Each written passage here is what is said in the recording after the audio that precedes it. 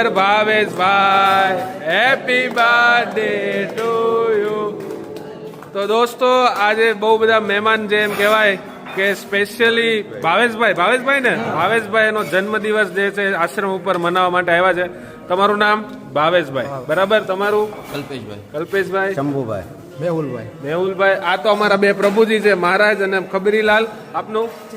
જયભાઈ, સંજયભાઈ, પરેશભાઈ રસોયા, ભાઈ અને અમારા લંબુભાઈ.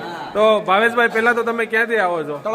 તળાજાથી આવો છો. અને કઈ રીતના તમને આવી પ્રેરણા મળી કે તમારો જન્મદિવસ પ્રભુજી સાથે મનાવો છો? 3 વર્ષથી મનાવું છું. વાહ, બર્થડે શું દર વર્ષે મનાવું છું. કામ સારું લાગે છે, મજા આવે છે.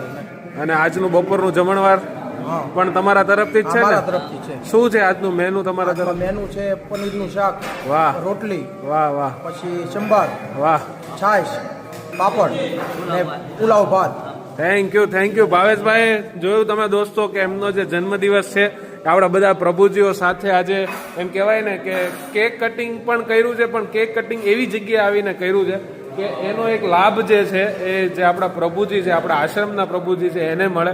અને આ જે એક વિચારધારણા છે આજની જનરેશનના આજના લોકોની અંદર આવી છે કે પોતાનો જન્મદિવસ કોઈ એવી જગ્યાએ જઈને ઉજવીએ ત્યાંના લોકોના જીવનની અંદર એક ખુશીનો એમ કહેવાય ને કે લાહવો મળે. તો બસ આવી જ રીતના તમે પણ તમારો જન્મદિવસ કે કોઈ પણ પ્રસંગ હોય આશ્રમ ઉપર આવીને ઉજવી શકો છો. જેમ અમારા ભાવેશભાઈ અને એમનું આખું મિત્ર મંડળ આજે આશ્રમ ઉપર ઉજવી રહ્યું છે. અને આવી રીતના પ્રેમ સપોર્ટ પણ આપતા રહ્યો.